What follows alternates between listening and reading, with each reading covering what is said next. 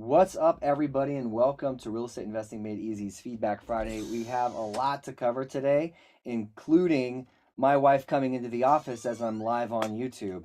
What we're going to talk about today is Privy. We have some questions around that, Air AI, all about real estate marketing, and I want to share that with you here in just a second. I just went live, though. I wanted to tell you about a cold calling Air AI. And I don't know, man. Was it a flip or was it a flop? I don't have any idea. You guys tell me what you think. It's in the last live video that we just went live for. But this today, the topic obviously is going to be the feedback from the comments and questions that have come in over the last couple weeks. And some of you, I know, have been waiting for this to tune in. And we have some really good questions. So I'm just going to get into those and I'll share uh, based off the comments. What I always do is I copy this live link and let you know I'm answering it live. So hopefully you can tune in.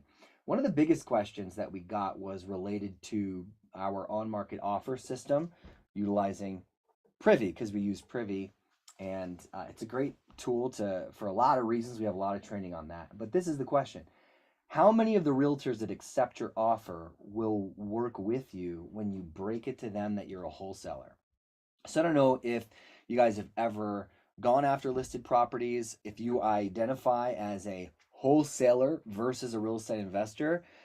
But what I would say in response to that is it's not really, I think I would rephrase the question, because we don't necessarily break it to them that we're a wholesaler, because we're not wholesalers, we're real estate investors with different exit strategies in mind. We buy and hold properties, we flip properties, we'll sometimes wholesale properties, and that's nationwide. My recommendation for anybody who's asking this question is to not see themselves as a wholesaler and understand that that's just one exit strategy as well. So all that said, the my wife just texted me, by the way, and if she's watching this now, the answer is yes. I do want that you texted me. Um, yeah, we're not wholesalers. Frankly, the real question is, how do you navigate the discussion around needing a contract that is assignable with a listed property? That's really the question to ask, because at some point in time, that's going to come up. You're going under contract, you've negotiated the right price, the seller's looking to accept it, they've obviously listed their property, and it's obviously going to be lower than the list price, because otherwise, what would be the incentive for any of the buyers that you have to enter into contract with you if it's at or just right below the list price itself? So when you ask them about the assignability of that, that is where any potential challenges could come up. What I found, what we've discovered, is that 99% of agents aren't really concerned with that. What we found is that agents just really want to get paid. And an example of this is in West Palm Beach, Florida. Actually, we had a property that they brought to us, and it was obviously listed, and we made $45,000 as an assignment on it. And he knew it. He knew it the whole time, because we had said, hey, look, some properties we have, and we pointed out specific properties we buy and hold. And it was in the Florida market, in one of those markets there. And we said we got this from the MLS as well. We decided to close on it and hold it as a rental. Some properties will flip, and we've cited some of those as well. Like, for instance, X, Y, and Z, Main Street, 123. And then, this one, we're not sure, but we needed assignable because we, depending on the exit strategy, are going to close with a specific entity. All of that is true, because we're going to do our active transactions in an S corporation, and we're going to do our buy and holds in an LLC, right? So there's a lot of different reasons why we would need it to be assignable, not just because we're wholesaling it, although a lot of times we will wholesale those properties. So that's one way to approach it, and I'd recommend the same thing for you. So what I'm going to do, and that was, by the way, a question from I think it was Richard, but let me just go ahead and confirm that. Yeah, it was Ryan Ferguson. I appreciate that question, and it's right here on the on-market offer system, 300K a month using Privy. So for your information, I'm going to copy and paste the link to this live chat right now, guys. So just be patient with me. We have a lot more questions to get to while I go ahead and bring up this live. All right, one moment, please.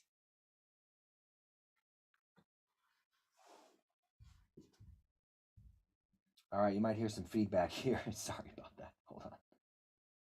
Okay, cool. Now I'm going to share this. I see we have a couple of you on right now. All right. Here we go. Back to the questions.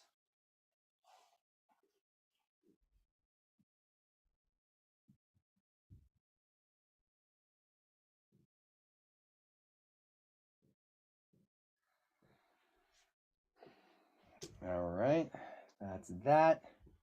Let me make that smaller. I'm going to say addressing your question live right now. Okay, cool. All right. The next one is on our Creative RI Intensive. It is the week 4 pitching creative in the setter closer model. And Devin Kelly asks, what are some strategies for negotiating cash down as far as possible? That is a really good question. And obviously, we cover some of that when we talk about the setter closer model. The setters are obviously, their job is a lot of information gathering, and then they need to make sure that it's a deal that goes beyond whether there's a lead manager on the phone that's going to further qualify them. But the best strategy, and this is what I like to do, is to ask them the questions and listen to the responses and don't be too quick to respond. One thing that you may discover in your journey of real estate, whether you're texting them or whether you're cold calling them, you might have somebody give your initial prospector a price that they're willing to purchase the property for. Let's say they say in a text conversation, or you see this in a transcript of a cold call and the notes in your CRM that says they want 300K for the property. As the setter, I'd pick up the phone and I would still ask the same question. And the reason for that is they may come down right away, immediately. So instead of saying, hey, yeah, I see that you were looking for $300,000 for your property, and they'll say, yeah, that's right, I would ask, so what are you looking to get for the property? And then they may say, because this happens often, well, 285. So you just got a significant reduction.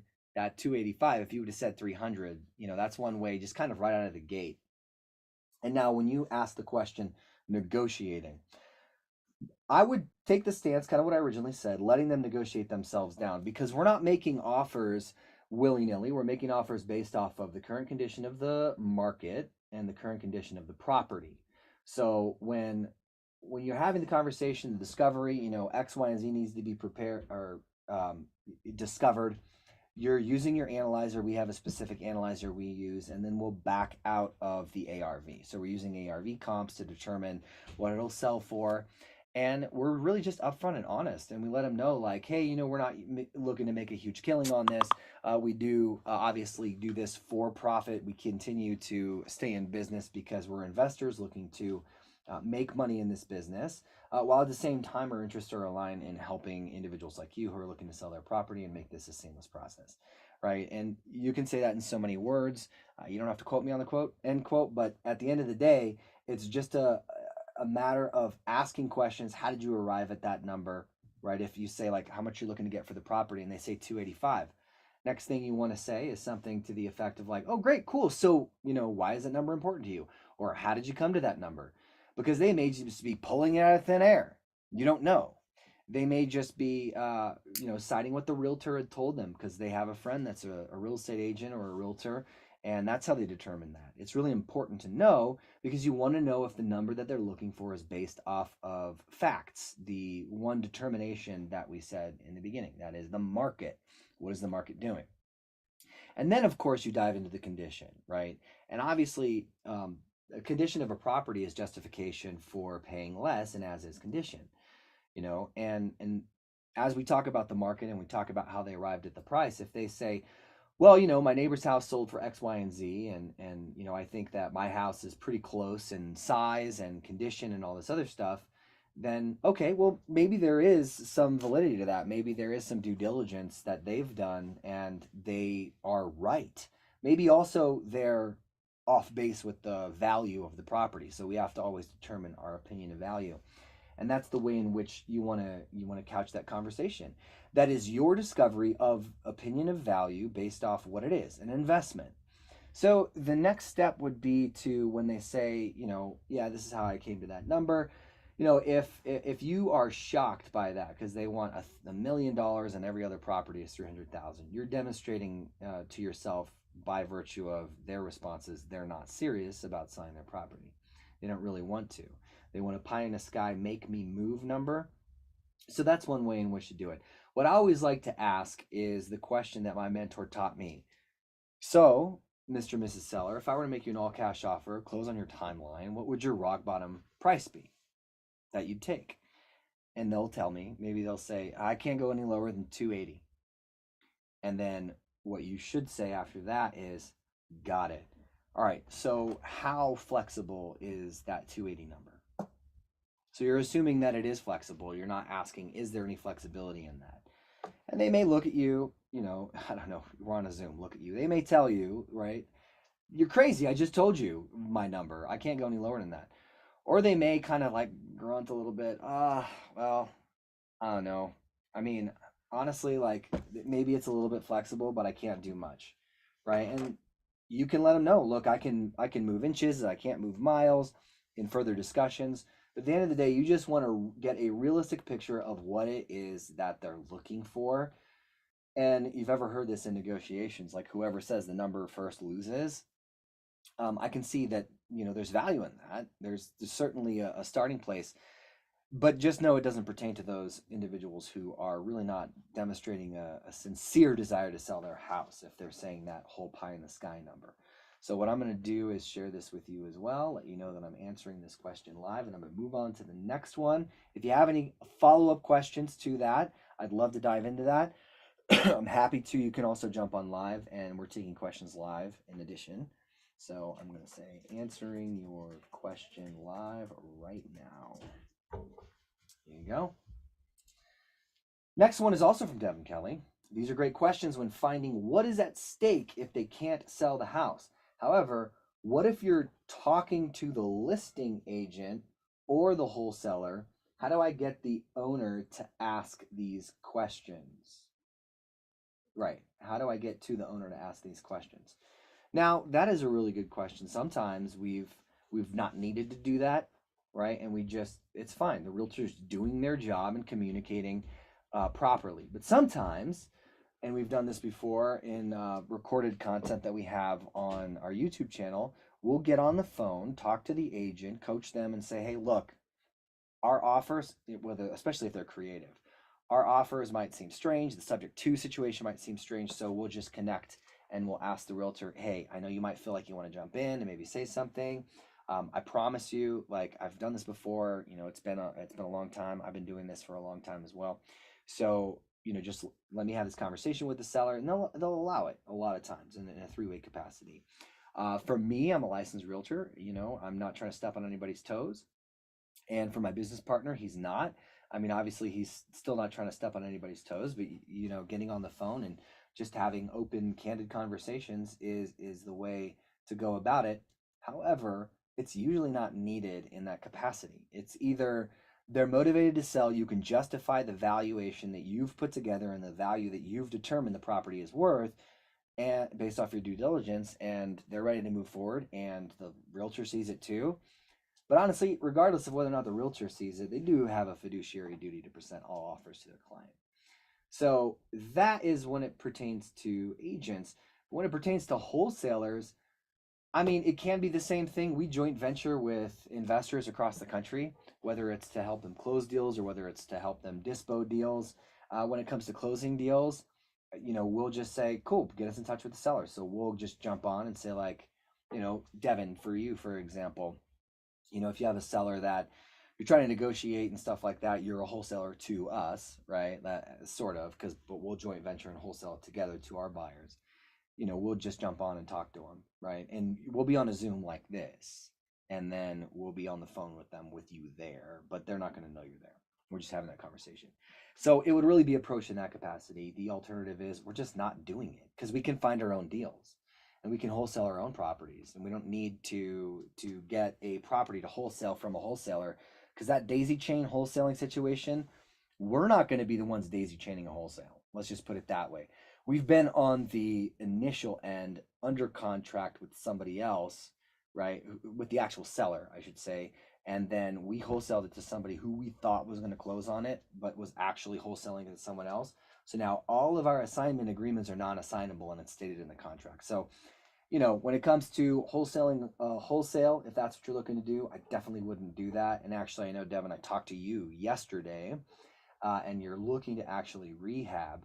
So when it comes to that situation unique to you, I would absolutely just talk to the wholesaler and say, hey, look, I'm looking to close on this. I have the cash. I'm going to take it to the finish line as far as renovating it and then putting it back on the MLS, or maybe you're doing some other type of situation, buy and hold. Just ask them, right?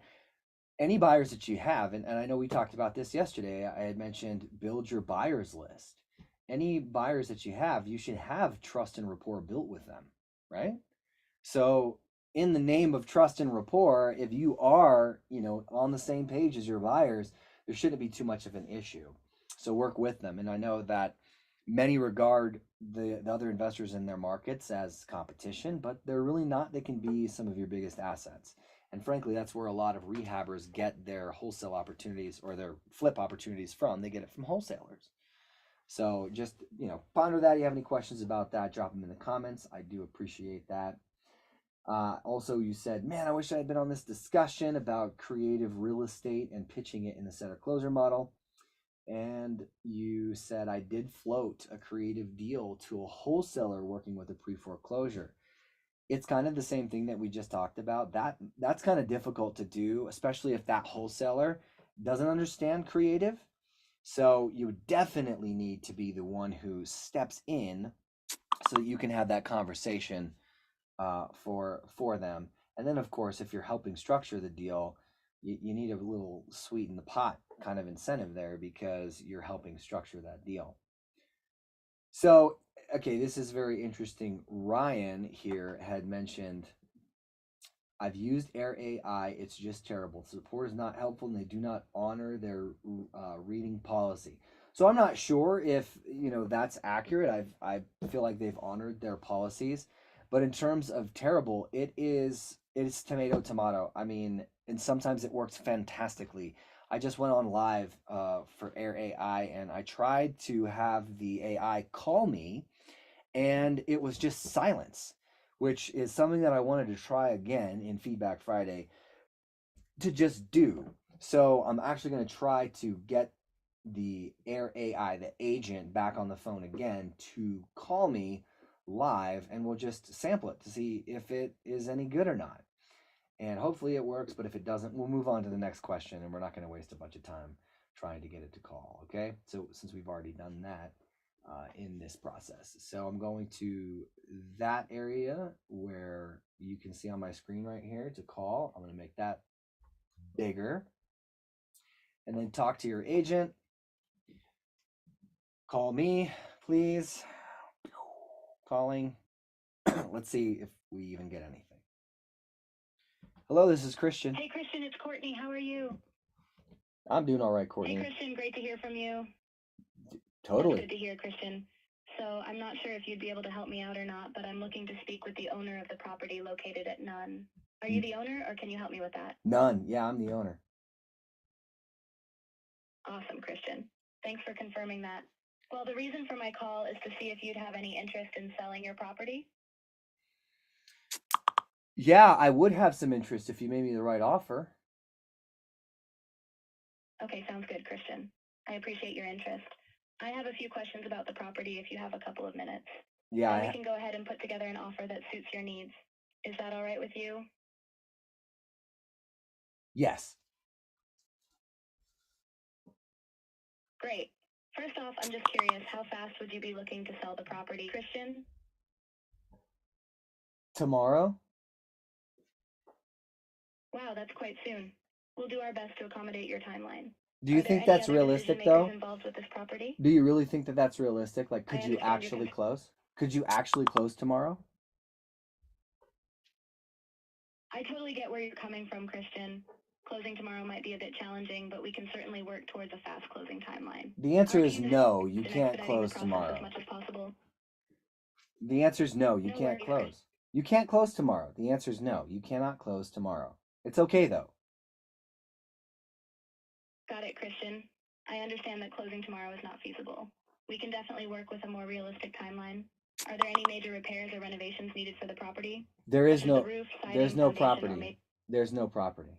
It actually doesn't even exist. It's just land. Oh, I apologize for the confusion, Christian. Thank you for letting me know. If you ever have any properties in the future that you'd like to sell, please feel free to reach out. You Have don't a buy great day. land? You don't buy land? I apologize for any misunderstanding, Christian. We do consider purchasing land as well. If you ever have any land that you'd like to sell in the future, please don't hesitate to contact us. Well, I do. Have I a great just day. told you. I just told you that I have land available, and there's just not an appurtenant house, that the structure that's on that piece of land, on that parcel. So why would we have a I apologize conversation for the later confusion, Christian. when we're on the phone right now? You're absolutely right, Christian. I apologize for the confusion. Let's discuss the land and any structures on it right now. Are there any major repairs or renovations needed for the structures on the land? Did you not hear me when I said that there's no structures on it whatsoever, and I've already covered that? I apologize for the oversight, Christian. I must have misunderstood. Thank you for clarifying that there are no structures on the land. I built a appreciate your tree house, patience. though. I built a tree house, and I dug a really big hole in the ground. Have you ever seen those videos on YouTube where like they dig a hole in the ground and then they like use mud and stuff like that to create this really cool space underground? So I did that. There's that there. So I don't know if somebody wants to live there. I mean, I wouldn't mind saying that it's worth $450,000. That sounds like a unique and creative project, Christian. Building a treehouse and creating an underground space can definitely add value to the land. We'll take that into consideration when putting together an offer. Is there anything else you'd like us to know about the property? You're awesome. All right, well, there you go. So it actually did connect, and it actually did call. Try to break it. It's not breaking. That's okay. Sort of though, because I mean, what kind of person would that? No person is the answer to the question, because that was AI, right? I straight up said there's nothing on the property. The property doesn't exist in terms of like anything that's pertinent. There's no structure on it. And then she's like, okay, well, if you have any property to sell or any land to sell in the future, let me know. Thanks. I'm like, I just told you I have land to sell. What are you talking about? So I do that little exercise, mainly also to just kind of highlight Ryder's point here. He said, this is what he said about it. He said, I've used Air AI. It's just terrible. And I don't know if that was just terrible, because some of the recordings that we have from actual live prospects that we've reached out to cold call with AI connected didn't even know they were talking to AI. The conversations went really well. I feel like it was just as beneficial for our marketing campaign as hiring a cold caller, except that it costs less. So I don't know. I mean, I respect the fact that you feel that way. I'm going to send this obviously live to you right now and let you know that answering your question live or addressing your comment live, and then move on to the next one. But yeah, appreciate the feedback regardless, Ryder. And I know I kind of made your point a little bit in terms of like, it's terrible. To your opinion, I could see leaning into that not being great. I, on the other hand, feel like while it's not perfect, I feel like progress is great in the platform, and eventually it's going to be pretty cool. Also because of the result that we've seen already in terms of the prospects that are generated and turned into leads because of the cold calling. So that is what I'm excited about. All right. Well, see, same video. Jonathan said, this is such a gem. Looking forward to setting this up. So that was still the Air AI versus human, which we have a lot of comments on. You can't make this thing do cold calls, though. You need written consent from leads. Oops, we don't have it. Written consent from thousands and thousands of prospects. Okay, well, we did it, so it's working. Was the conversation removed? No. And you know what? It's so weird because some people say I don't hear it, but most of the people say they hear it. So I don't understand. Amazing call, bro. You're excellent on the phone. Very few people could have saved that conversation. Wish I had you on my team. So Mad Seller wants to cancel real estate investing contract. I would watch that if you guys ever struggle with having to get reductions in prices, because Chris was on the phone on that one and he did an excellent job. Well, look, I don't want to take too much of you guys' time. I appreciate you sticking around. Drop in the comments any questions that you have. It's good to be back on Feedback Friday. I was sick for a while, but we're headed in the new year and plan on every single Friday doing this and then answering your questions live as well. And we'll get back into the groove. You guys take it easy, and we'll see you on the next one. We're together. We're going to make real estate investing easy.